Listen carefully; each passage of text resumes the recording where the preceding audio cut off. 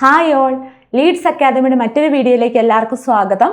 നമ്മൾ ഇന്ന് പഠിക്കാൻ പോകുന്നത് SLC കെമിസ്ട്രിയിലെ ഏറ്റവും അവസാനത്തെ ചാപ്റ്റർ, 7ാമത്തെ ചാപ്റ്റർ ആയിട്ടുള്ള chemical reactions of organic compounds എന്ന് പറഞ്ഞ ചാപ്റ്ററാണ്. നമ്മൾ കഴിഞ്ഞ ക്ലാസ്സിൽ അതിൻ്റെ കുറച്ച് ഭാഗം എടുത്തിരുന്നു.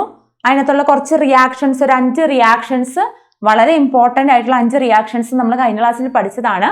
അങ്ങനെയാണെങ്കിൽ നമ്മൾ ഇന്ന് കാണാൻ പോകുന്നത് എന്താ, ഇതിൻ്റെ അടുത്ത കുറച്ച് ഇമ്പോർട്ടൻ്റ് ആയിട്ടുള്ള കുറച്ച് പോർഷൻസാണ്. ഇത് അറിയണമെങ്കിൽ, ഈ ഒരു പോർഷൻസ് അറിയണമെങ്കിൽ നിങ്ങൾക്ക് കഴിഞ്ഞ ചാപ്റ്റർ നന്നായിട്ട് അറിഞ്ഞിരിക്കണം കേട്ടോ.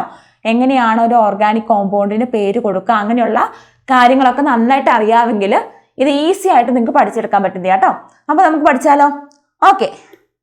അപ്പോൾ അടുത്ത ടോപ്പിക്കാണ് എന്ത്, സം ഇമ്പോർട്ടൻറ്റ് ഓർഗാനിക് കോമ്പൗണ്ട്സ്. നമുക്കറിയാം, നമ്മൾ കുറച്ച് ഓർഗാനിക് കോമ്പൗണ്ട്സ് ഒക്കെ പഠിച്ചിട്ടുണ്ട്.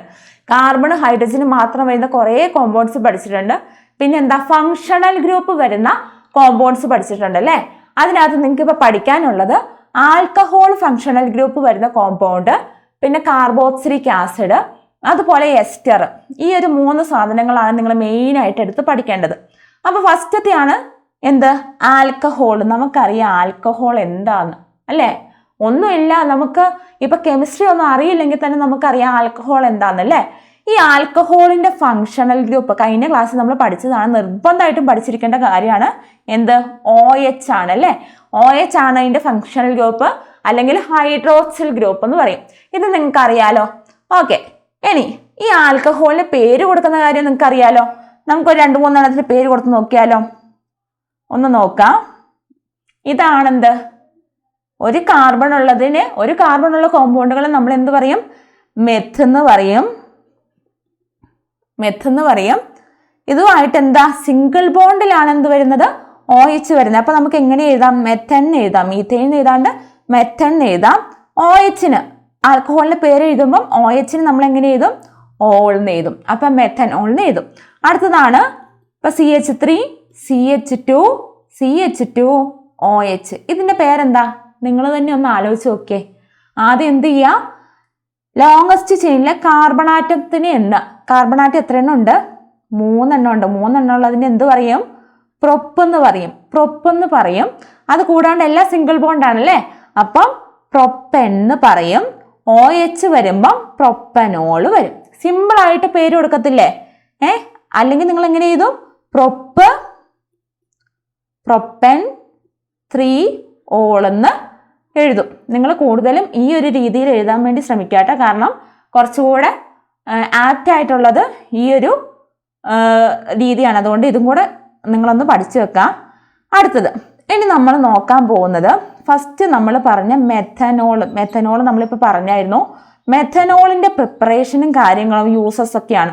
എന്താ മക്കളെ മെഥനോൾ എന്ന് പറഞ്ഞിട്ടുണ്ടെങ്കിൽ, നമുക്കറിയാം ആൽക്കഹോൾ നമ്മൾ എന്തിനൊക്കെയാണ് ഉപയോഗിക്കുക, പലതരം കാര്യത്തിന് നമ്മൾ ഈ ആൽക്കഹോൾ ഉപയോഗിക്കുന്നുണ്ട്. അതിലിവിടെ മെഥനോൾ എന്ന് പറഞ്ഞിട്ടുണ്ടെങ്കിൽ മെഥനോളിന്റെ യൂസ് എന്താ, പെയിന്റ് ഉണ്ടാക്കാൻ, അതുപോലെ തന്നെ വാർണിഷ്, ഫോർമാലിൻ, ഇങ്ങനെയുള്ള സാധനങ്ങൾ നിർമ്മിച്ചെടുക്കാൻ വേണ്ടി എന്തുപയോഗിക്കുന്നു, മെഥനോൾ ഉപയോഗിക്കുന്നു. നിങ്ങൾക്ക് ഒന്നും അറിയില്ലെങ്കിൽ എന്ത് ചെയ്താ, പെയിന്റ് എഴുതി വെക്കാട്ടോ. ഭൂരിഭാഗം കെമിക്കൽസും എന്തില്, പെയിന്റ് നിർമ്മിക്കാൻ വേണ്ടി ഉപയോഗിക്കുന്നുണ്ട്. നിങ്ങൾക്ക് പഠിക്കാനുള്ളതിലെല്ലാം തന്നെ പെയിന്റ് മാനുഫാക്ചറിന് വരുന്നുണ്ട്. അതുകൊണ്ട് എന്ത് ചെയ്യാം, പെയിന്റ് ഓർത്തിരിക്കാം.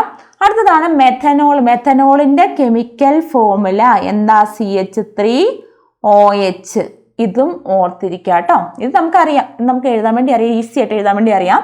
അടുത്തത് മെഥനോളിന് വേറൊരു പേര് പറയും, എന്താണ്, വുഡ് സ്പിരിറ്റ് എന്നാണ്. ഇപ്പൊ നിങ്ങളോട് ചോദിക്കുകയാണ് വുഡ് സ്പിരിറ്റ് എന്ന് പറയുന്ന കോമ്പൗണ്ട് ഏതാണ്, സംയുക്തം ഏതാണെന്ന് ചോദിച്ചാൽ എന്താണ്, മെഥനോൾ ആണ് കേട്ടോ. ഇനി അടുത്തതാണ് ഇതിന്റെ ഇൻഡസ്ട്രിയൽ പ്രിപ്പറേഷൻ. എങ്ങനെയാണ് മെഥനോൾ നിർമ്മിച്ചെടുക്കാന്ന് നമുക്കറിയാം. ഇത്ര ഒരു മെഥനോൾ ഒന്നും അറിയില്ലെങ്കിൽ നമുക്ക് എന്തറിയാം, മെഥനോളിന്റെ കെമിക്കൽ ഫോർമുല നമുക്കറിയാം, CH3OH ആണെന്ന് നമുക്കറിയാം അല്ലേ. ഇനി ഇതെങ്ങനെ ഉണ്ടാക്കിയെടുക്കുക, അതിന് വേണ്ടി നിങ്ങൾ ജസ്റ്റ് ഒന്ന് ആലോചിച്ചാൽ മതി.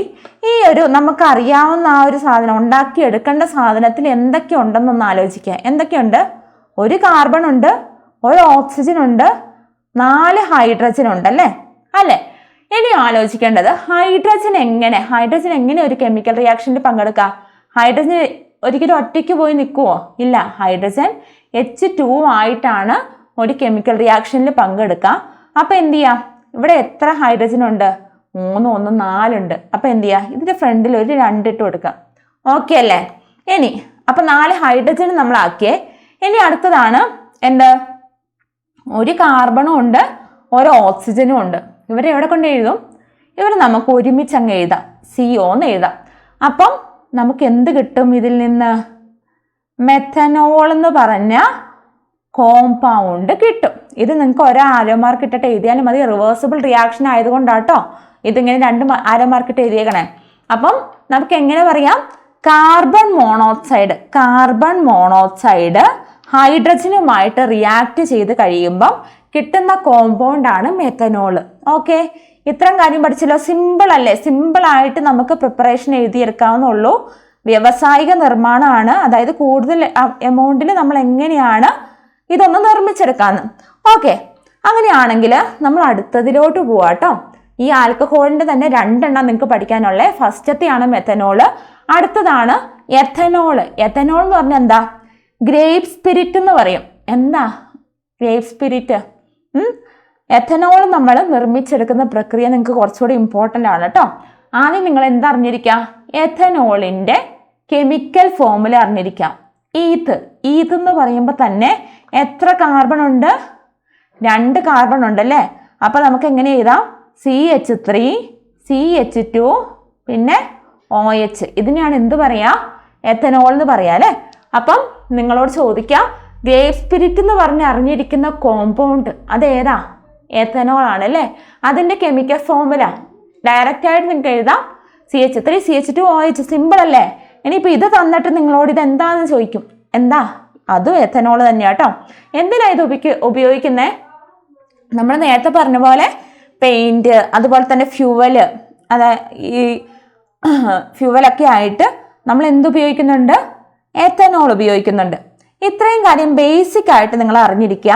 ഇനി നിങ്ങൾക്ക് അറിയേണ്ട കാര്യം ഇതെങ്ങനെയാണ് നിർമ്മിച്ചെടുക്കാമെന്ന്. നമ്മൾ നേരത്തെ പറഞ്ഞ പോലെ വളരെ സിമ്പിളായിട്ട് നമുക്കിത് നിർമ്മിച്ചെടുക്കാൻ പറ്റില്ല.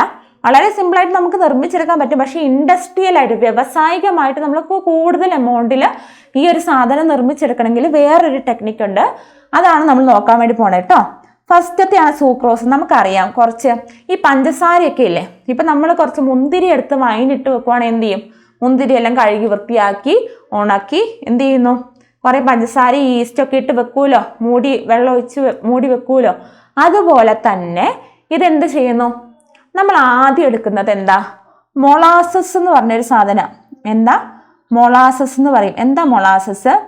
അതായത് നമ്മൾ പഞ്ചസാരയൊക്കെ നിർമ്മിക്കൂലേ, പഞ്ചസാരയൊക്കെ നിർമ്മിക്കുമ്പം ഈ പഞ്ചസാരേൻ്റെ ക്രിസ്റ്റൽസ് ഉണ്ടല്ലോ, ഈ പഞ്ചസാര നമുക്കിപ്പോൾ വീട്ടിലുള്ള പഞ്ചസാരയില്ലേ, ആ പഞ്ചസാര നിർമ്മിക്കുന്ന ആ ഒരു സൊല്യൂഷനിൽ നിന്ന് പഞ്ചസാരയൊക്കെ മാറിക്കഴിഞ്ഞ് ബാക്കി ഒരു ബ്രൗൺ ബ്ലാക്ക് കളറിൽ ഒരു സാധനം ഉണ്ടാവും. ആ ഒരു സാധനത്തിനാണ് നമ്മൾ എന്ത് പറയുക? മൊളാസസ് എന്ന് പറയാം. ഈ മൊളാസസിലോട്ട് നമ്മൾ എന്ത് ചെയ്യാണ്? മൊളാസസിലോട്ട് വെള്ളം ഒഴിച്ചു. വെള്ളം ഒഴിച്ച് കഴിഞ്ഞിട്ട് നമ്മൾ എന്ത് ആഡ് ചെയ്യുക? നമ്മൾ കുറച്ച് ഈസ്റ്റ് ആഡ് ചെയ്യാം. ഈ ഈസ്റ്റിൽ ആരൊക്കെയുണ്ട്? ഈസ്റ്റിൽ 2 എൻസൈംസ് ഉണ്ട്. എന്താ? ഒന്ന് ഇൻവെർട്ടൈസും ഒന്ന് സൈമേസും. ഇത് സെയിം തന്നെയാട്ടോ മലയാളത്തിലും. നിങ്ങൾ ആലോചിക്കുക, അതായത് നമ്മൾ ഷുഗറിൻ്റെ ക്രിസ്റ്റൽസ് ഒക്കെ മാറ്റിയിട്ടുള്ള സാധനത്തിനാണ് മൊളാസസ് എന്ന് പറയുക. അതിൻ്റെ കെമിക്കൽ ഫോമിൽ എന്താ? C12 H22 O11. ഇതാണ് അതിൻ്റെ കെമിക്കൽ ഫോമുല. ഇതിനകത്തോട്ട് നമ്മൾ വെള്ളം ഒഴിച്ച് കഴിഞ്ഞ് കുറച്ച് ഈസ്റ്റ് ഒക്കെ ഇട്ട് വെക്കുമ്പോൾ അവിടെ എന്ത് ചെയ്യും? അവിടെ കുറച്ച് പ്രവർത്തനങ്ങൾ നടക്കും, ഫെർമെൻറ്റേഷൻ നടക്കും. അതിനാണ് നമ്മൾ പറയാൻ വേണ്ടി പോണേ കേട്ടോ. ഫസ്റ്റ് നമ്മൾ ഈ മൊളാസസിലോട്ട് വെള്ളം ഒഴിച്ച് കഴിയുമ്പം ആരവിടെ പ്രവർത്തിക്കും? എൻസൈം ആയിട്ടുള്ള ഇൻവെർട്ടൈസ് വരും കേട്ടോ. ഇൻവെർട്ടൈസ് അവിടെ പ്രവർത്തിച്ച് ഈ ഒരു മൊളാസസിനെ അല്ലെങ്കിൽ ഈ ഒരു സൂക്രോസ് എന്ന് പറഞ്ഞ ഈ ഒരു ഷുഗറിനെ എന്താക്കി മാറ്റും? C6H12O6, അതായത് ഗ്ലൂക്കോസും പിന്നെ C6H12O6 എന്താക്കി മാറ്റും? ഗ്ലൂക്കോസും ഫ്രക്ടോസും ആക്കി മാറ്റും അല്ലേ? ഇതിനകത്ത് നിങ്ങൾ ശ്രദ്ധിക്കുക, ഗ്ലൂക്കോസിൻ്റെയും ഫ്രക്ടോസിൻ്റെയും കെമിക്കൽ ഫോമുല സെയിം തന്നെയാട്ടോ. ഈ സുക്രോസിന് നടുവേ അങ്ങ് മുറിച്ചിട്ടുണ്ടെങ്കിൽ എന്ത് കിട്ടുമോ അതാണ് ഇവിടെ എഴുതി വെച്ചിരിക്കുന്നത്. അപ്പം എന്ത് ചെയ്യുന്നു, മൊളാസസിലോട്ട് വെള്ളം ഒഴിച്ച് നമ്മൾ ഈസ്റ്റ് ഇട്ട് വെക്കുമ്പം ഈസ്റ്റിലുള്ള എൻസൈം ആയിട്ടുള്ള ഇൻവെർട്ടൈസ്, എൻസൈം എന്ന് പറഞ്ഞിട്ടുണ്ടെങ്കിൽ ഉൽപ്രേരക കേട്ടോ, അല്ലെങ്കിൽ എൻസൈം തന്നെയാണ് മലയാളത്തിലും. എൻസൈം ആയിട്ടുള്ള ഇൻവെർട്ടൈസ് പ്രവർത്തിച്ച് എന്ത് സംഭവിക്കുന്നു, ആ ഒരു സൂക്രോസിനെ രണ്ടായിട്ട് തിരിക്കുന്നു, ഗ്ലൂക്കോസ് ഫ്രക്ടോസും ആയിട്ട് തിരിക്കുന്നു. നിങ്ങളോട് ചോദിക്കാം, ഈ ഒരു സൂക്രോസിനെ ഗ്ലൂക്കോസും ഫ്രക്ടോസും ആക്കി തീർത്ത എൻസൈമിന്റെ പേര് നിങ്ങളോട് ചോദിക്കാം. എന്തെഴുതാൻ ഡയറക്റ്റ് ആയിട്ട് നിങ്ങൾക്ക് എഴുതത്തില്ല, എന്താ, ഇൻവെർട്ടൈസ് കേട്ടോ. സിമ്പിൾ ആണ്, ക്വസ്റ്റ്യൻ ചോദിക്കുന്നതാണ്. ഇനിയിപ്പം ഇവിടെ നിങ്ങൾക്ക് റിയാക്റ്റന്റ് വന്നിട്ട് പ്രൊഡക്റ്റിന്റെ അവിടെ 2 ആരോ മാർക്ക് ഇട്ടിട്ടുണ്ടെങ്കിലും 2 ക്വസ്റ്റ്യൻ മാർക്ക് ഇട്ടിട്ടുണ്ടെങ്കിലും നിങ്ങൾക്ക് എന്ത് എഴുതണം, ഗ്ലൂക്കോസ് ഫ്രക്ടോസ് എന്ന് പറഞ്ഞത് എഴുതാൻ വേണ്ടി സാധിക്കണം. ഇനി അടുത്തത്, നമുക്കിപ്പോൾ ഗ്ലൂക്കോസ് ഫ്രക്ടോസ് കിട്ടിയല്ലോ, ഇതിനകത്ത് രണ്ടിനും സെയിം കെമിക്കൽ ഫോർമുലയാണ്. അപ്പം നമ്മൾ എന്തെടുത്തു, അതിൽ നിന്ന് ഗ്ലൂക്കോസ് എടുത്തു. ഗ്ലൂക്കോസ് എടുത്ത് കഴിയുമ്പോൾ എന്ത് ചെയ്യുന്നു, ഗ്ലൂക്കോസിൽ തന്നെ ആ ഒരു ഇട്ട സാധനത്തിൽ തന്നെ 2 എൻസൈം ഉണ്ട്. ഇൻവെർട്ടൈസ് അവിടെ പ്രവർത്തിച്ച് രണ്ടുപേരെയും രണ്ട് വഴിക്കാക്കി. ഇനി ആരാ വരുന്നത്, എൻസൈം ആയിട്ടുള്ള സൈമേസ് ആണ് വരുന്നത്. സൈമേസ് വന്നിട്ട് എന്ത് ചെയ്യുന്നു, സൈമേസ് വന്നിട്ട് അവിടെ ആൽക്കഹോളും കാർബൺ ഡയോക്സൈഡും ഉണ്ടാവുന്നു. ഇവിടെ ആൽക്കഹോൾ ഏതാ, നമ്മൾ പറയുന്ന ആൽക്കഹോള് എഥനോൾ ആണ്. പിന്നെ എന്ത് ലിബറേറ്റ് ചെയ്യുന്നു, എന്ത് പുറത്തോട്ട് പോകുന്നു, കാർബൺ ഡയോക്സൈഡ് പുറത്തോട്ട് പോകുന്നു അല്ലേ. നമ്മളിപ്പോൾ എന്തെങ്കിലുമൊക്കെ ഒരു സോഫ്റ്റ് ഡ്രിങ്ക് ഒക്കെ കുടിച്ചു കഴിയുമ്പോൾ നമുക്ക് ഒരു ഏമ്പക്കം പോലെ വരൂല്ലേ, എന്താ പുറത്തോട്ട് പോകുന്നേ, അങ്ങനെ ആലോചിച്ചാൽ മതി. അപ്പം നമുക്ക് എന്ത് കിട്ടി, നമുക്ക് എന്തായിരുന്നു കിട്ടേണ്ടേ, CH3 CH2 OH എത്തനോൾ ആയിരുന്നു കിട്ടേണ്ടത്. നമുക്ക് ആ ഈസ്റ്റ് ഇട്ട് ഫെർമെൻറ്റേഷൻ നടന്ന് കഴിയുമ്പം എന്ത് സംഭവിക്കുന്നു, നമുക്ക് എത്തനോൾ അവിടെ ഫോം ചെയ്യുന്നു. ഇനിയിപ്പോൾ നിങ്ങളോട് ചോദിക്കാം, ഗ്ലൂക്കോസിനെ എത്തനോൾ ആക്കുന്ന എൻസൈം ഏതാണ്, സൈമേസ് ആണ്. ഇനി ഗ്ലൂക്കോസ് സൈമേസുമായിട്ട് പ്രവർത്തിച്ച് എന്തുണ്ടാവുന്നു, എത്തനോളും കാർബൺ ഡയോക്സൈഡും ഒക്കെ ഉണ്ടാവുന്നു. ഇതൊക്കെ ക്വസ്റ്റ്യൻസ് ആട്ടോ, ഒന്ന് നോട്ട് ചെയ്ത് വെക്കുക. ഇനി ഇത്രയും കാര്യം നിങ്ങൾക്ക് പിടികിട്ടിയല്ലോ, അതായത് എങ്ങനെയാണ് നമ്മൾ എത്തനോൾ പ്രിപ്പയർ ചെയ്തെടുക്കാന്ന് കേട്ടോ. ഡയറക്റ്റ് ആയിട്ട് പറഞ്ഞാൽ ഒന്നുമില്ല, മൊളാസസിലോട്ട് കുറച്ച് വെള്ളം ഒഴിച്ച് ഈസ്റ്റ് ആഡ് ചെയ്ത് കഴിയുമ്പോൾ നമുക്ക് എത്തനോളും കാർബൺ ഡയോക്സൈഡും കിട്ടും. അത് 2 റിയാക്ഷനായിട്ട് കാണുന്നതാണ് കേട്ടോ ഇത്. അത് 2 നിങ്ങൾ പഠിച്ചേ പറ്റുള്ളൂ. ഇനി അടുത്തതാണ് നമുക്ക് കിട്ടിയില്ലേ, നമുക്ക് കുറച്ച് എത്തനോൾ കിട്ടി. ഈ എത്തനോൾ പ്യുവർ ആയിട്ടുള്ള നമ്മളിപ്പോൾ ഇത്രയും പ്രോസസ്സ് വഴി നിർമ്മിച്ചെടുത്ത എത്തനോൾ എത്രയേ ഉള്ളൂ, 8 തൊട്ട് 10% വരെ ഉള്ളൂ. ഈ 8 തൊട്ട് 10% വരെയുള്ള സാധനം എന്തായിരിക്കും, നല്ല സ്ട്രോങ് ആയിരിക്കും. ആ സ്ട്രോങ് സാധനത്തിനാണ് നമ്മൾ എന്ത് പറയുക, വാഷ് എന്ന് പറയുക കേട്ടോ. മലയാളത്തിലും വാഷ് എന്ന് തന്നെയാണ്. അടുത്തത്, ഈ ഓരോ കാര്യം ഈ ഇത്രയും സാധനം നിങ്ങൾ പഠിച്ചു വെക്കണം കേട്ടോ. ഇതിൽ ഏതെങ്കിലും ഒക്കെ ഒരെണ്ണം എല്ലാ തവണ എക്സാമിന് ചോദിക്കാറുണ്ട്. അടുത്തതാണ് എന്ത്, ഈ വാഷ് എന്ന് പറഞ്ഞ സാധനം ഉണ്ടല്ലോ, ഈ വാഷ് എന്ന് പറഞ്ഞ സാധനത്തിൽ നിന്ന് നമ്മൾ കുറച്ച് അതിനകത്ത് എന്തെങ്കിലുമൊക്കെ ഇമ്പ്യൂരിറ്റീസ് ഒക്കെ ഉണ്ട്, അതൊക്കെ ഒന്ന് കളഞ്ഞ് അതിനകത്തുനിന്ന് 95.6% സ്ട്രോങ് ആയിട്ടുള്ള നല്ല വീര്യം കൂടിയിട്ടുള്ള എഥനോൾ കിട്ടുവാണെങ്കിൽ അതിനെയാണ് എന്ത് പറയുക, റെക്ടിഫൈഡ് സ്പിരിറ്റ് എന്ന് പറയാം. മലയാളത്തിലും ഇത് തന്നെയാണ് പറയുക കേട്ടോ. അതായത് ഈ ഒരു വാഷിന് ഫ്രാക്ഷണൽ ഡിസ്റ്റിലേഷൻ ഒക്കെ നടത്തി കഴിഞ്ഞ് സ്വേദനമൊക്കെ നടത്തി കഴിഞ്ഞ് നമുക്ക് കിട്ടുന്ന കുറച്ചുകൂടെ വീര്യം കൂടിയ സാധനത്തിനാണ് നമ്മൾ എന്ത് പറയുക, റെക്ടിഫൈഡ് സ്പിരിറ്റ് എന്ന് പറയാം. അത് എത്ര ശതമാനം ഉണ്ടെന്ന് നിങ്ങൾ പഠിച്ചിരിക്കണം കേട്ടോ. എന്താണ് റെക്ടിഫൈഡ് സ്പിരിറ്റ് 95.6% സ്ട്രോങ് ആയിട്ടുള്ള എഥനോളിനെയാണ് എന്ത് പറയാ, റെക്ടിഫൈഡ് സ്പിരിറ്റ് എന്ന് പറയാം. ഇനി അടുത്തത്, ഈ എഥനോൾ ഉണ്ടല്ലോ, നമ്മൾ ഈ ബീവറേജസിലൊക്കെ കിട്ടുന്ന സാധനം ഈ എഥനോളാണ്. ഈ എഥനോൾ നമ്മൾ എന്തിനാ ഉപയോഗിക്കുന്നത്, ഡ്രിങ്കിങ് പർപ്പസിന്, അതായത് കുടിക്കുന്ന ആൾക്കാരില്ലേ കുടിക്കാൻ ഉപയോഗിക്കുന്നത് എന്താ, ഈ എഥനോൾ ആണ് അല്ലേ. അങ്ങനെയാണ് ഈ എഥനോള് കുടിക്കാൻ പറ്റാത്തൊരവസ്ഥ, അതായത് മനുഷ്യന്മാർക്ക് ഉള്ളിലോട്ട് എടുക്കാൻ പറ്റാത്ത ഒരു അവസ്ഥേനെ ആക്കി തീർക്കുന്നത് എങ്ങനെയാണ്, അതിനകത്തോട്ട് പോയിസൺ ആഡ് ചെയ്യുന്നത് എങ്ങനെയാണ്, ഒരു വിഷാംശം എന്തെങ്കിലും ആഡ് ചെയ്തിട്ടുള്ള സാധനം, ആ ഒരു ആഡ് ചെയ്ത എഥനോളിനെയാണ് നമ്മൾ എന്താ പറയുക, ഡീനാച്ചുവേർഡ് സ്പിരിറ്റ് എന്ന് പറയും. നമ്മൾ ഈ എഥനോൾ എന്ന് പറഞ്ഞിട്ടുണ്ടെങ്കിൽ സ്വാഭാവികമായിട്ടും കുടിക്കുന്ന സാധനത്തിനാണ് എഥനോൾ എന്ന് പറയുക.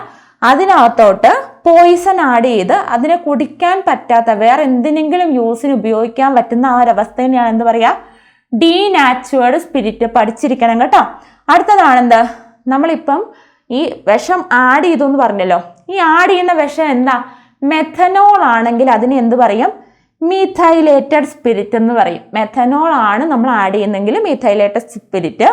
അടുത്തത്, നമ്മൾ ഈ ഉണ്ടാക്കിയെടുത്ത എഥനോളിന് പ്യൂരിറ്റി നല്ല ശുദ്ധമായിട്ടുള്ള 99% ക്യാരറ്റ് 9 സംതിങ് ക്യാരറ്റ് ഗോൾഡ് എന്നൊക്കെ പറയുന്ന പോലെ ശുദ്ധമായിട്ടുള്ള എഥനോൾ ആണ് നമ്മൾ ഉണ്ടാക്കിയെടുക്കുന്നെങ്കിൽ അതിനെ പറയും അബ്സല്യൂട്ട് ആൽക്കഹോൾ എന്ന് കേട്ടോ.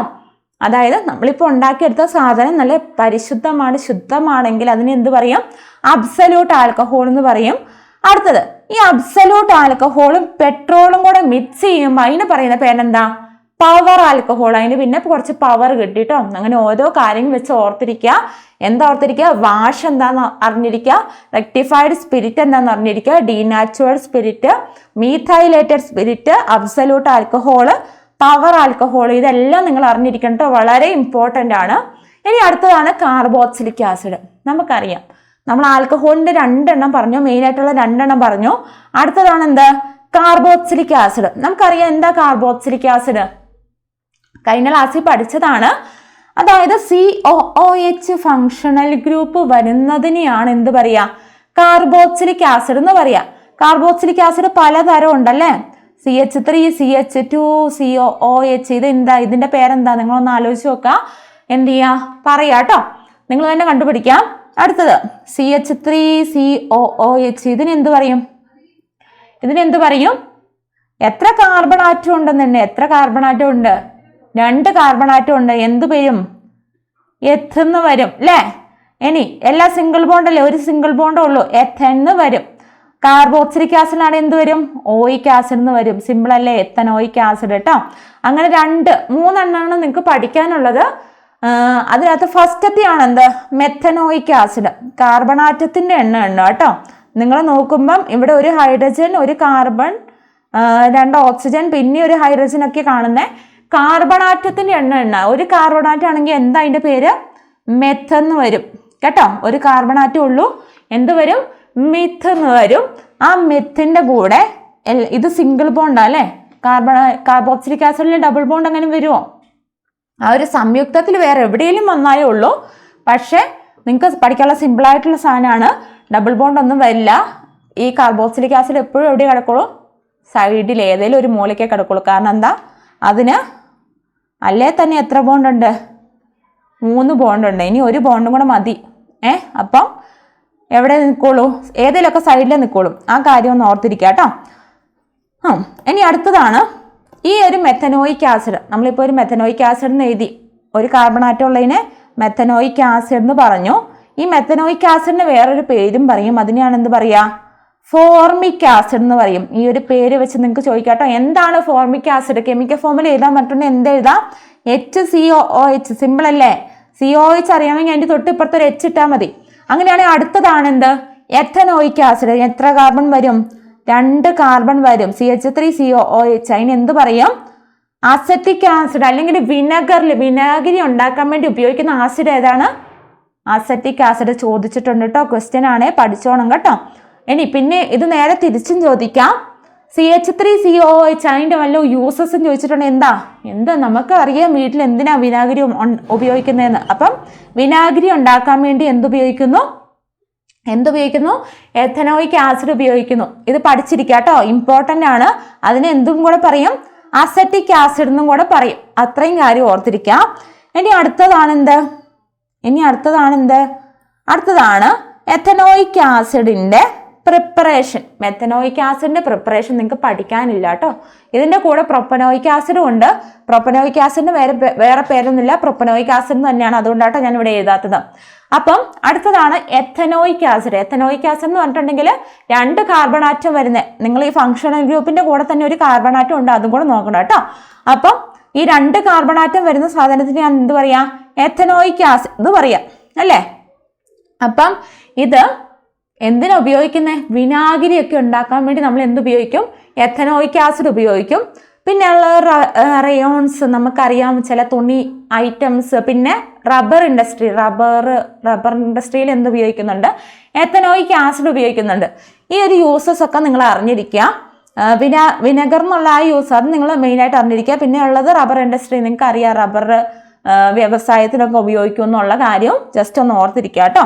ഇനി അടുത്തതാണ് എന്ത്, ഇതിൻ്റെ നിർമ്മാണം, എങ്ങനെയാണ് ഇത് നിർമ്മിക്കാന്ന്. നമ്മൾ നേരത്തെ ഒരു സാധനം നിർമ്മിച്ച് വെച്ചായിരുന്നല്ലോ, എന്തായിരുന്നു അത്? മെത്തനോൾ ആണല്ലേ.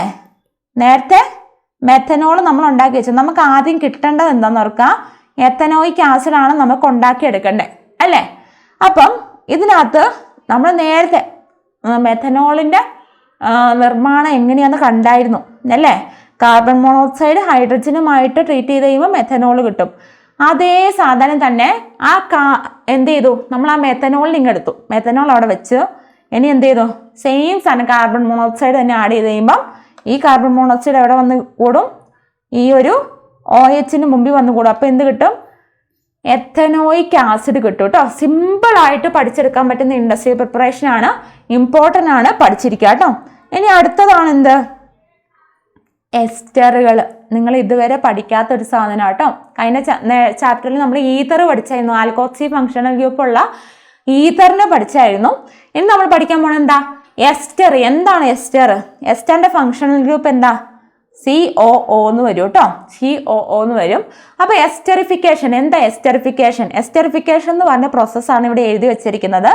ആൽക്കഹോളും, നമ്മൾ ഇത്രയും നേരം പറഞ്ഞുകൊണ്ടിരുന്ന ആൽക്കഹോളും ഇച്ചിരി മുമ്പ് പറഞ്ഞ കാർബോക്സിലിക് ആസിഡും കൂടെ റിയാക്ട് ചെയ്ത് കഴിയുമ്പോൾ കിട്ടുന്ന സാധനമാണ് എസ്റ്റർ. സിമ്പിൾ അല്ലേ, ഒരു ഓർഡറിലല്ലേ പോരുന്നേ. അതായത് ആദ്യം എഥനോൾ ഉണ്ടാക്കി, പിന്നെ എന്ത് ചെയ്തു, എഥനോളിൻ്റെ കാര്യമൊക്കെ പറഞ്ഞു, പിന്നെ കാർബോക്സിലിക് ആസിഡ് ഉണ്ടാക്കി. ആ ഒരു ആൽക്കഹോൾ ഏതെങ്കിലും ഒരു ആൽക്കഹോൾ എടുക്കുക, കാർബോക്സിലിക് ആസിഡ് നിങ്ങൾക്ക് അറിയാലോ, ഏതെങ്കിലും ഒരു കാർബോക്സിലിക് ആസിഡ് എടുക്കുക, എന്ത് കിട്ടും, എസ്റ്റർ കിട്ടും. നമുക്കൊന്ന് നോക്കിയാലോ. ഈ ഒരു കെമിക്കൽ ഇക്വേഷൻ നിങ്ങളുടെ ടെക്സ്റ്റ് ബുക്കിലുള്ളതാണ് കേട്ടോ. എന്താ നോക്കുക, എന്താ ഫസ്റ്റ് ഇവിടെ എഴുതിയേക്കുന്നത് കാർബോക്സിലിക് ആസിഡ് ആട്ടോ. കാർബോക്സിലിക് ആസിഡ് ഇത് ഏത് ആസിഡാ, CH3COOH, എത്തനോയിക് ആസിഡ്.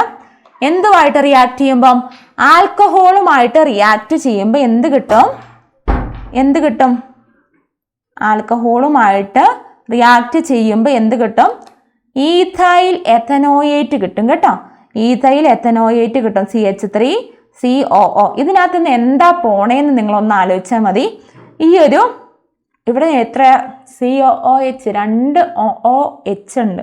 നമുക്ക് 2 OH ഒന്നും വേണ്ട. നമ്മൾ എന്ത് ചെയ്യുന്നു, ഈ ഒരു OHനെയും ഈ ആൽക്കഹോളിലുള്ള ഒരു Hനെയും എന്തായിട്ട് കളയുക, വാട്ടറായിട്ട് പുറത്തോട്ട് കളയുക. അപ്പം നമുക്ക് എന്ത് കിട്ടും, ബാക്കി എന്തൊക്കെയുള്ളത്, CH3CO, പിന്നെ ഇവിടെ ഒരു O, അപ്പം COO, പിന്നെ എന്ത് കിട്ടും, CH2CH3, ഈ ഒരു കോമ്പൗണ്ട് കിട്ടും. സിമ്പിൾ അല്ലേ? നിങ്ങൾ വേണേൽ ഒരെണ്ണം എഴുതി നോക്കിക്കോ. ഇപ്പം CH3 CH2COOH, ഇതെന്താ, ഇത് പ്രൊപ്പനോയിക് ആസിഡ് ആണല്ലേ. ഇനി ഇതിനകത്തോട്ട് എന്ത് ആഡ് ചെയ്യുന്നു, മെത്തനോൾ ആഡ് ചെയ്യുമെന്ന് ചോദിച്ചു. നമ്മൾ നേരത്തെ എത്തനോൾ ആണ് ആഡ് ചെയ്തത്. അപ്പം കിട്ടുന്നത് എന്താ, നിങ്ങൾ എന്ത് ചെയ്യുക, ഇതിനകത്തുള്ള ഒരു ഹൈഡ്രജൻ, ഒരു ഓക്സിജനെയും ഒരു ഹൈഡ്രജനെയും ഇപ്പുറത്തുള്ള ഒരു ഹൈഡ്രജനെയും എന്ത് ചെയ്യുന്നു, പുറത്തോട്ട് കളയുന്നു. ബാക്കിയുള്ളത് അങ്ങ് എടുത്ത് എഴുതിയിട്ടുണ്ട്. എന്ത് കിട്ടും, ഒരു സാധനം കിട്ടും. അതാണെന്ത് എസ്റ്റർ കേട്ടോ. സിമ്പിൾ അല്ലേ? ഇനിയിപ്പോൾ അതിന് പേര് കൊടുക്കുന്നത് എങ്ങനെയാ, ഒന്നുമില്ല. ഈ ഒരു ഫങ്ഷണൽ ഗ്രൂപ്പ് എത്ര കാർബണാറ്റം ഉണ്ട് മക്കളെ, ഒന്നുമില്ല. ഇവിടെ നോക്കാം, കാർബണാറ്റം ഈ 2 ഓയ്ക്ക് മുമ്പിൽ എത്ര കാർബണാറ്റം ഉണ്ട്, 2 എണ്ണം ഉണ്ട്. അപ്പം നമുക്ക് എന്ത് എഴുതാം, അതിന് ഈഥൈലിന് എഴുതാം. ഇനി ഇത് കഴിഞ്ഞിട്ട് എത്ര കാർബണാറ്റം ഉണ്ട്, 2 എണ്ണം ഉണ്ട്. അതിന് നമുക്ക് എന്ത് പറയാം, ഈതെന്ന് എഴുതാം. ഇനി ഈ COO, ഈ OO ഗ്രൂപ്പിന് പറയുന്ന പേര് എന്താ, OH എന്ന് പറയും. അപ്പം നമുക്ക് എന്ത് കിട്ടും, ഈഥൈൽ എഥനോയേറ്റ് എന്ന് കിട്ടും. നിങ്ങൾക്ക് ഇത് വെച്ചിട്ട് ഞാനൊരു പ്രിപ്പറേഷൻ്റെ ഒരു ക്വസ്റ്റ്യൻ തരാം. നിങ്ങൾ എന്ത് ചെയ്യണം, അത് അടുത്ത ദിവസം വരുമ്പം ഒന്ന് ചെയ്തിട്ട് വരണം കേട്ടോ. ഈ ഒരു ക്ലാസ് കണ്ടു കഴിയുമ്പം നിങ്ങൾ ഇതിനകത്ത് പറയുന്ന കാര്യങ്ങളൊക്കെ ഒന്ന് എഴുതി നോട്ടൊക്കെ കുറിച്ച് ഒന്ന് ചെയ്തിട്ട് വരിക കേട്ടോ. അപ്പോൾ ഒന്ന് നോക്കിക്കോ, CH3 CH2 CH2 COOH, ഒരു കാർബോക്സിലിക് ആസിഡ്. ഇനി എന്തുമായിട്ട് റിയാക്ട് ചെയ്യാം, ഒരു CH2 CH3 പ്രൊപ്പനോളുമായിട്ട് റിയാക്ട് ചെയ്യുമ്പോൾ കിട്ടുന്ന സാധനം എന്താണ്, ആ ഒരു സാധനത്തിൻ്റെ പേര്, ആ എസ്റ്റർ നിങ്ങൾ എഴുതിക്കൊണ്ട് വരണിട്ട് അടുത്ത ദിവസം വരുമ്പം. ഇമ്പോർട്ടൻ്റ് ആണേ, പഠിച്ചിട്ട് വരിക. ഇനി അടുത്തതാണെന്ത് സോപ്പ്. നമുക്കറിയാം നമ്മൾ ഈ ഒരു ഇത്രയും കാര്യം വളരെ ഇമ്പോർട്ടൻ്റ് ആണ്, പഠിച്ചു വെക്കാം. അടുത്തത് സോപ്പാണ്. നമുക്കറിയാം എന്താ സോപ്പ്, നമ്മൾ അറിയാം നമ്മൾ ഡെയിലി ലൈഫിൽ കുളിക്കുന്നവരാണെങ്കിൽ കുളിക്കുന്ന സാധനമാണല്ലേ സോപ്പ്. അപ്പം ഈ സോപ്പ് എങ്ങനെയൊക്കെ ഉണ്ടാക്കിയെടുക്കുന്നത് നമുക്കറിയാം. നിങ്ങളുടെ തന്നെ വീട്ടിൽ നിങ്ങൾക്ക് അറിയാവുന്നവരൊക്കെ ഉണ്ടാകും സോപ്പ് നിർമ്മാണ പ്രക്രിയയിൽ ഏർപ്പെട്ടിരിക്കുന്നത്. അപ്പോൾ ഈ സോപ്പിന് നിർമ്മിച്ചെടുക്കുന്ന പ്രോസസ്സിന് പറയുന്നതാണ് എന്ത് ഹോട്ട് പ്രോസസ്സ് എന്ന് പറയും. ഈ സോപ്പ് എങ്ങനെയൊക്കെ ഉണ്ടാക്കിയെടുക്കാം, അതായത് പാൽമെറ്റിക് ആസിഡ്, സ്റ്റിയറിക് ആസിഡ്, അങ്ങനെയുള്ള ഒലിക് ആസിഡ്, ഇത്രയും സാധനം എന്ത് ചെയ്യുന്നു, ഗ്ലിസറോളുമായിട്ട് റിയാക്ട് ചെയ്ത് കഴിയുമ്പോൾ എന്ത് കിട്ടും, ഓയിൽസും ഫാറ്റ്സും കിട്ടും. അതായത് എണ്ണയും കൊഴുപ്പും കിട്ടും. എന്നിട്ട് എന്ത് ചെയ്യുന്നു, അത് പിന്നെ എന്ത് ചെയ്യുന്നു, ആൽക്കലീസുമായിട്ട് റിയാക്ട് ചെയ്യുമ്പോൾ നമുക്ക് കിട്ടുന്ന സാധനമാണ് എന്ത്, സോപ്പ് കേട്ടോ. ഇവിടെ എഴുതിയതിൽ ചെറിയൊരു മിസ്റ്റേക്ക് ഉണ്ട്, അത് നിങ്ങളൊന്ന് കാര്യമാക്കാണ്ട് ഞാൻ പറയുന്നത് കേൾക്കുക. പാൽമെറ്റിക് ആസിഡ്, സ്റ്റിയറിക് ആസിഡ്, അതുപോലെ തന്നെ ഒലിക് ആസിഡ്, ഇത് മൂന്നെണ്ണം, 1 2 3, ഈ മൂന്നെണ്ണം എന്തുമായിട്ട് റിയാക്ട് ചെയ്യുന്നു, ഗ്ലിസറോളുമായിട്ട് റിയാക്ട് ചെയ്ത് കഴിയുമ്പം ഓയിൽസും ഫാറ്റ്സും കിട്ടും. ഓയിൽസ് എണ്ണയും കൊഴുപ്പും കിട്ടും. ഈ സാധനം എന്ത് ചെയ്യുന്നു, ആൽക്കലികൾ, നമുക്കറിയാം ആൽക്കലികൾ ഏതൊക്കെയാണ്, NaOH KOH ഒക്കെയാണ് നമ്മൾ പഠിച്ചിട്ടുള്ളത്. അതിൽ ഏതെങ്കിലും ഒരെണ്ണമായിട്ട് പിന്നെ റിയാക്ട് ചെയ്ത് കഴിയുമ്പോൾ നമുക്ക് എന്ത് കിട്ടും, സോപ്പ് എന്ന് പറഞ്ഞ സാധനത്തിലോട്ട് നമ്മൾ എത്തും. ഇതിന് ഡീറ്റെയിൽഡ് ആയിട്ടുള്ള ഒരു പ്രിപ്പറേഷൻ നിങ്ങളുടെ ടെക്സ്റ്റിൽ ഒരു നീല ബോക്സിൽ കൊടുത്തിട്ടുണ്ട്, അത് ചുമ്മാ ഒന്ന് വായിച്ചു നോക്കാം കേട്ടോ. ഇനി ഈ ഒരു സോപ്പിന്റെ പ്രത്യേകത എന്താ, സോപ്പിന്റെ പ്രത്യേകത എന്താ, എങ്ങനെയാണ് സോപ്പ് ഈ അഴുക്കിനെയൊക്കെ അലിയിച്ച് കളയുന്നത്. നമുക്കറിയാം നമ്മൾ പരസ്യത്തിലൊക്കെ കാണുന്നല്ലേ, അഴുക്കിനെ അലിയിച്ച് കളയുക. അങ്ങനെയാണ് എങ്ങനെയാണ് കളയുന്നത്. സോപ്പ് എന്ന് പറഞ്ഞിട്ടുണ്ടെങ്കിൽ സോപ്പിന് 2 സാധനങ്ങളുണ്ട്. സോപ്പ് മോളിക്യൂളിന് ഒരു ഹെഡും ഉണ്ട്, ഒരു ടെയിലും ഉണ്ട്. ഹെഡ് എന്ന് പറയുന്നത് എന്താ, വാട്ടർ സോലുബിൾ ആയിട്ടുള്ള പോളാർ ആയിട്ടുള്ള ഒരു എൻഡാണ്, ഒരു മൂലയാണ് കേട്ടോ ഹെഡ്. അങ്ങനെയാണ് ടെയിൽ എന്താ ഓയിലിൽ സോലുബിൾ ആയിട്ടുള്ള ഒരു നോൺ പോളാർ എൻഡാണ് എന്ത്, ഇതിൻ്റെ ടെയില്. തലയും ഉണ്ട് വാലും ഉണ്ട്. തല വാട്ടർ സോലുബിൾ ആണെങ്കിൽ ടെയില് എന്താ ഓയിൽ സോലുബിൾ, എണ്ണയിലെ സോലുബിൾ ആവുള്ള ലയിക്കുള്ളൂ. അങ്ങനെയാണെങ്കിൽ ഇത് ഇത്രയും കാര്യം നിങ്ങളൊന്ന് അറിഞ്ഞിരിക്കുക കേട്ടോ. പിന്നെ അറിയേണ്ടത് എന്താ, സോപ്പൊക്കെ തേച്ച് കഴിഞ്ഞിട്ട് നമ്മൾ ഇപ്പോൾ തുണി വെള്ളത്തിലോട്ട് ഇട്ടിട്ടുണ്ടെങ്കിൽ ചില തുണി എന്ത് ചെയ്യും, ചില പോളിസ്റ്റർ തുണിയൊക്കെ നമ്മൾ വെള്ളത്തിലോട്ട് ഇട്ടിട്ടുണ്ടെങ്കിൽ എന്ത് സംഭവിക്കും, അതിനകത്ത് വെള്ളം പിടിക്കില്ല അല്ലേ, വെള്ളം പിടിച്ച് വരണേ കുറേ സമയം എടുക്കും. അപ്പോൾ സോപ്പ് ഇട്ടിട്ട് നമ്മൾ ഇടുവാണെങ്കിൽ അതെന്ത് ചെയ്യും, വെള്ളത്തിൻ്റെ സർഫസ് ടെൻഷൻ കുറച്ചിട്ട് അതെന്ത് ചെയ്യും, വെള്ളത്തിൽ ഇങ്ങനെ മുങ്ങിക്കിടക്കാൻ വേണ്ടി സഹായിക്കും. ഇനി അടുത്തതാണെന്ത്, ഹൈഡ്രോകാർബൺ പാർട്ട് ഓയിലിൽ ഡിസോൾവ് ആവും. ആൻഡ് പോളാർ എൻഡ് വെള്ളത്തിൽ ഡിസോൾവ് ആവും. ഇത്രയും കാര്യം നിങ്ങൾ ജസ്റ്റ് ഒന്ന് അറിഞ്ഞിരിക്കുക. ഇനി എങ്ങനെയാണ് ഡേർട്ട് റിമൂവ് ചെയ്യുന്നതെന്നാണ് പറയാൻ പോകുന്നത്. എങ്ങനെയാണ് നമ്മുടെ ഡ്രസ്സിലൊക്കെ പറ്റി പിടിച്ചിരിക്കുന്ന ഡേർട്ട്, അതായത് ചെളി കാര്യങ്ങളൊക്കെ റിമൂവ് ചെയ്യുന്നതെന്നാണ് പറയാൻ പോകുന്നത്. നമുക്കറിയാം നമ്മളിപ്പോൾ പറഞ്ഞു എന്ത്, സോപ്പിന് ഒരു വാട്ടർ സോലുബിള് പോളാർ എൻഡും ഉണ്ട്, വാട്ടർ ഇൻസോലുബിള് നോൺ പോളാർ ആയിട്ടുള്ള ഒരു ടെയിലും ഉണ്ട്. ഇതിനകത്ത് സംഭവിക്കുന്നത് വെച്ചിട്ടുണ്ടെങ്കിൽ ഇതൊരു തുണിയാന്ന് വിചാരിച്ചോ, ഇതൊരു തുണിയാണ്. ഇതിനകത്ത് എന്ത് ചെയ്യുക, ഇതിനകത്ത് കുറേ കറ, പോവാത്ത കറ ഇങ്ങനെ പറ്റി പിടിച്ചിരിക്കുവാണേ. ഈ പറ്റി പിടിച്ചിരിക്കുമ്പോൾ എന്ത് ചെയ്യും, നമ്മൾ സോപ്പ് ഇട്ട് വരയ്ക്കുമ്പോൾ എന്ത് ചെയ്യും, ഇതിനകത്ത് ഓയിൽ സോലുബിൾ ആയിട്ടുള്ള നോൺ പോളാർ എൻഡ് വന്നിട്ട് ഈ ഒരു അഴുക്കിൽ വന്ന് ഡിസോൾവ് ആവും. ഒന്നിൽ എണ്ണയും സാധനങ്ങളൊക്കെ അടങ്ങിയതാണല്ലോ ഈ ഒരു ചെളി എന്ന് പറയുന്നത്. അത് വന്ന് ഇതിനകത്ത് ഡിസോൾവ് ആകുമ്പോൾ എന്ത് ചെയ്യും, ഡിസോൾവ് ആയി ഇതിനെ ഇങ്ങനെ നമ്മളിങ്ങനെ വരയ്ക്കുന്നതോറും അത് ഡിസോൾവ് ആയി ഈ ഒരു അഴുക്കിനെ എന്ത് ചെയ്യും, ഒഴുക്കി കളയും അല്ലേ, അഴുക്ക് ഇല്ലാണ്ടായി മാറും. അതാണ് അവിടെ സംഭവിക്കുന്നത് കേട്ടോ. വാട്ടർ സോലുബിൾ ആയിട്ടുള്ള ഒരു പോളാർ എൻഡും ഉണ്ട്, ഇൻസോലുബിൾ ആയിട്ടുള്ള നോൺ പോളാർ എൻഡും ഉണ്ട്. ഇതിനകത്ത് പോളാർ ആയിട്ടുള്ള സാധനങ്ങൾ വെള്ളത്തിൽ ഡിസോൾവ് ആവും, നോൺ പോളാർ ആയിട്ടുള്ള ടെയിൽ എന്ത് ചെയ്യും, ഡേർട്ടിൽ പോയിട്ട് ഡിസോൾവ് ആവും. അപ്പോൾ ഇത്രയും കാര്യം ഒന്ന് അറിഞ്ഞിരിക്കുക കേട്ടോ.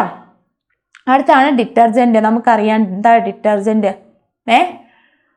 സോപ്പൊക്കെ വന്നത് പണ്ട് കാലത്താലേ, ഇപ്പോൾ ഡിറ്റർജൻറ്റ്സ് ആണ് ഉപയോഗിക്കുന്നത് കൂടുതലായിട്ടും. ഇതിനുണ്ട് എന്തുണ്ട്, ഓയിൽ സോലുബിൾ ആയിട്ടുള്ള നോൺ പോളാർ എൻഡും ഉണ്ട്, വാട്ടർ സോലുബിൾ ആയിട്ടുള്ള വെള്ളത്തിൽ ലയിക്കുന്ന പോളാർ ആയിട്ടുള്ള ഒരു മൂലയുണ്ട്. അങ്ങനെയാണെങ്കിൽ എങ്ങനെയാണ് ഡിറ്റർജൻറ്റ്സ് ഉണ്ടാക്കിയെടുക്കുന്നത്, ഹൈഡ്രോ കാർബൺ, അതായത് കോള് പെട്രോളിയം പോലെയുള്ള ഹൈഡ്രോ കാർബൺ അതൊക്കെ നിർമ്മിച്ചെടുക്കുന്ന അവിടെ നിന്നുള്ള ഹൈഡ്രോ കാർബണിലെ കാർബൺ ഹൈഡ്രജന് ചേരുന്ന കോമ്പൗണ്ടുകളിൽ നിന്നാണ് നമ്മൾ എന്തുണ്ടാക്കിയെടുക്കുന്നത് ഡിറ്റർജന്റ് ഉണ്ടാക്കിയെടുക്കുന്നത്. ഡിറ്റർജന്റ് നമ്മൾ എന്തും പറയും സാൾട്ട്സ് ഓഫ് സൾഫോണിക് ആസിഡുകളുടെ ലവണങ്ങളാണ് എന്ത് ഡിറ്റർജന്റുകൾ എന്ന് പറയാം. പിന്നെ ഉള്ളതാണ് സോപ്പ് നമുക്ക് ഇങ്ങനെ വെള്ളത്തിൽ ഇങ്ങനെ നന്നായിട്ട് എന്ത് ചെയ്യില്ല പതയില്ല ഹാർഡ് വാട്ടറിലല്ലേ. നമ്മൾ ചില സ്ഥലത്തോട്ടൊക്കെ പോയിട്ടുണ്ടെങ്കിൽ നമ്മളിങ്ങനെ കുറേ നേരം ഇങ്ങനെ സോപ്പിട്ട് ഒരച്ച് ഇത് പതയും വരത്തില്ല, വൃത്തിയാവത്തില്ല, അങ്ങനെയുള്ള ഒരു അവസ്ഥയുണ്ടല്ലോ. പക്ഷെ എന്ത് നന്നായിട്ട് ലാദർ ചെയ്യും തുണിയായിട്ട് അഴുക്കുമായിട്ട്, അതായത് ഹാർഡ് വാട്ടറുമായിട്ട് നന്നായിട്ട് പതഞ്ഞ് ഇതാകുന്നത് ആരാ ഡിറ്റർജന്റ് ആട്ടോ. അപ്പം അത് നമ്മൾ പറയാൻ വേണ്ടി പോവാ. ഈ വെള്ളത്തിന്റെ ഹാർഡ്നെസ്സിന് കാരണം എന്താ? അതിനകത്ത് കാൽഷ്യം മഗ്നീഷ്യം സാൾട്സ് ഉണ്ട്. കാൽഷ്യത്തിന്റെയും മഗ്നീഷ്യത്തിന്റെയും ലവണങ്ങൾ എന്തിലുണ്ട്? ഈ ഒരു വെള്ളത്തിലുണ്ട്. ആ ഒരു ഇത് കാരണമാണ് എന്ത് വെള്ളത്തിന്റെ കാഠിന്യത്തിന് കാരണം. നമ്മളിപ്പോൾ ഈ കുഴൽ കിണറിലുള്ള വെള്ളമൊക്കെ എന്താ ഇങ്ങനെ ഹാർഡ് വാട്ടർ ആയിരിക്കും അല്ലേ. അപ്പം ഇത്രയും കാര്യം അറിഞ്ഞിരിക്കുക. എന്താ ഡിറ്റർജന്റ് സോപ്പ് പോലെ തന്നെ വെള്ളത്തിൽ സോല്യൂബിൾ ആവുന്ന ഒരു പോളാർ എൻഡും ഉണ്ട്, നോൺ പോളാർ എൻഡും ഉണ്ട്. ഇത് ഒബ്റ്റെയിൻ ചെയ്ത് ഉണ്ടാക്കിയെടുക്കുന്നത് എവിടുന്നാ? ഹൈഡ്രോ കാർബൺ, അതായത് കോള് പെട്രോളിയം പോലെയുള്ള അവിടെ നിന്നുള്ള ഹൈഡ്രോ കാർബണിൽ നിന്നാണ് എന്തുണ്ടാക്കിയെടുക്കുന്നത് ഡിറ്റർജന്റ് ഉണ്ടാക്കിയെടുക്കുന്നത്. ഡിറ്റർജന്റിന് നമ്മൾ എന്തും പറയും സാൾട്ട് ഓഫ് സൾഫോണിക് ആസിഡ്. എന്താണ് സാൾട്ട് ഓഫ് സൾഫോണിക് ആസിഡ്? എന്താ ഡിറ്റർജന്റ് അല്ലേ. അടുത്തത് എന്താ? സോപ്പ് വെള്ളത്തിൽ നന്നായിട്ട് ഹാർഡ് വാട്ടറിൽ നന്നായിട്ട് പതയില്ല. പക്ഷെ ആര് പതയും? ഡിറ്റർജന്റ് പതയും കേട്ടോ, സോറി. അങ്ങനെയാണ് ഈ വെള്ളത്തിന്റെ ഹാർഡ്നെസ്സിന് കാരണം എന്താ? കാൽഷ്യവും മഗ്നീഷ്യം സാൾട്ട് ആയിരിക്കും. പിന്നെ ഈ സാൾട്ട് എന്ത് ചെയ്യും? സോപ്പുമായിട്ട് റിയാക്ട് ചെയ്ത് ഇൻസോലുബിൾ ആയിട്ടുള്ള കുറച്ച് കോമ്പൗണ്ട് ഉണ്ടാക്കിയെടുക്കും. അതായത് ലയിക്കാത്ത കുറച്ച് കോമ്പൗണ്ടുകൾ, കുറച്ച് സംയുക്തങ്ങൾ ഉണ്ടാക്കിയെടുക്കും. അതുകൊണ്ടാണ് എന്ത് ചെയ്യുന്നത് അവിടെ പതഞ്ഞ് പൊന്താനുള്ള കാരണം കുറവായിട്ട് വരുന്നത്. ഇപ്പം നമ്മൾ കുറച്ച് സോപ്പ് എടുത്ത് ഒരു തുണിയിൽ ഇങ്ങനെ എന്ത് വെള്ളത്തിൽ മുക്കുക? ഹാർഡ് വാട്ടറിൽ മുക്കിയിട്ട് തുണിയിൽ ഇങ്ങനെ നമ്മളിങ്ങനെ ഉരസിക്കൊണ്ടിരിക്കുമ്പം അത് പതയാത്തതിന് കാരണം സോപ്പ് എന്ത് ചെയ്യുന്നു? ഈ ഹാർഡ് വാട്ടറുമായിട്ട് പ്രവർത്തിച്ച് അവിടെ ഇൻസോലുബിൾ ലയിക്കാത്ത കുറച്ച് കോമ്പൗണ്ടുകൾ സംയുക്തങ്ങളെ ഉണ്ടാക്കിയെടുക്കുന്നതുകൊണ്ടാണ് എന്ത് ചെയ്യുന്നത് ഈ ഒരു സോപ്പ് ലയിക്കാത്തതിന് കാരണം കേട്ടോ. ഇനി ഇപ്പം നിങ്ങൾ ടെസ്റ്റിൽ 2 പരീക്ഷണം പറയുന്നുണ്ട്. ഫസ്റ്റ് എന്താ?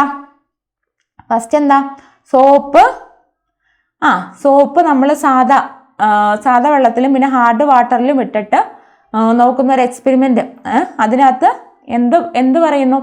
സോപ്പ് ഹാർഡ് വാട്ടറിൽ നന്നായിട്ട് പതയുന്നില്ല എന്നുള്ളൊരു കണ്ടെത്തൽ നമ്മളവിടെ കണ്ടെത്തി. എന്നിട്ട് എന്ത് ചെയ്യുന്നു? നമ്മൾ സോപ്പിനെയും ഡിറ്റർജന്റിനെയും എടുക്കുക. എന്നിട്ട് രണ്ടും കൂടെ എന്തിലിടുക? ഹാർഡ് വാട്ടറിൽ ഇട്ട് നോക്കുക. സോപ്പ് ഹാർഡ് വാട്ടറിൽ നന്നായിട്ട് പതയുന്നില്ല, ഡിറ്റർജന്റ് നന്നായിട്ട് പതയുന്നുണ്ട്. അതിന് കാരണം എന്താ? ഇൻസോലുബിൾ ആയിട്ടുള്ള കുറച്ച് കോമ്പൗണ്ടുകൾ ആരുണ്ടാക്കുന്നുണ്ട്? സോപ്പ് അവിടുത്തെ സാൾട്ടുകൾ ഏതൊക്കെയാ? കാൽഷ്യത്തിന്റെയും മഗ്നീഷ്യത്തിന്റെയും സാൾട്ടുകളുമായിട്ട് പ്രവർത്തിച്ച് അലിഞ്ഞു തീരാത്ത കുറച്ച് കോമ്പൗണ്ടുകൾ സോപ്പ് ഉണ്ടാക്കുന്നതുകൊണ്ടാണ് എന്ത് സംഭവിക്കാത്തത്? സോപ്പ് നന്നായിട്ട് പതയാത്ത ലാദർ ചെയ്യാത്തത്. ഡിറ്റർജന്റ് സോലുബിൾ ആണ്. സോലുബിൾ ആയിട്ടുള്ള കോമ്പൗണ്ടുകൾ ഉണ്ടാക്കി ഡിറ്റർജന്റ് ഇട്ടിട്ടുണ്ടെങ്കിൽ നമുക്ക് നന്നായിട്ട് പതഞ്ഞ് നമുക്ക് നന്നായിട്ട് തുണിയൊക്കെ അലക്കിയെടുക്കാം കേട്ടോ. അപ്പോൾ ഈ ഒരു ചാപ്റ്റർ വളരെ സിമ്പിളായിട്ട് നിങ്ങൾക്ക് പഠിച്ചെടുക്കാൻ പറ്റുന്ന കേട്ടോ. നന്നായിട്ട് പഠിച്ചിട്ട് വരാം എല്ലാവരും. ഇതിൻ്റെ നോട്ട്സ് ഈ ഇത്രയും കാര്യം ഞാൻ പറഞ്ഞത് 2 ക്ലാസ്സുകളിലായിട്ട് ഞാൻ പറഞ്ഞ എല്ലാ കാര്യത്തിൻ്റെയും നോട്ട്സ് എഴുതുക. ഇതിൻ്റെ ഇടയ്ക്ക് ഞാനൊരു ഹോംവർക്ക് പറയുന്നുണ്ട്, അത് നിങ്ങൾ അപ്പം തന്നെ എഴുതി പോകാം, എന്നാലും നിങ്ങൾക്ക് കുറച്ചും കൂടെ കിട്ടുള്ളൂ കേട്ടോ. അതും കൂടെ എഴുതി നന്നായിട്ട് പഠിച്ചിട്ട് വേണം അടുത്ത ക്ലാസ്സിൽ വരാൻ. എന്നിട്ട് നമ്മൾ എന്ത് ചെയ്യുന്നു? ക്വസ്റ്റ്യൻ പേപ്പർ ഡിസ്കസ് ചെയ്ത് നമ്മൾ അടിപൊളിയായിട്ട് ഈ ചാപ്റ്റർ പഠിച്ചു തീർക്കുന്നതായിരിക്കും കേട്ടോ. ഓക്കെ, നന്നായിട്ട് പഠിച്ചിട്ട് വരാം.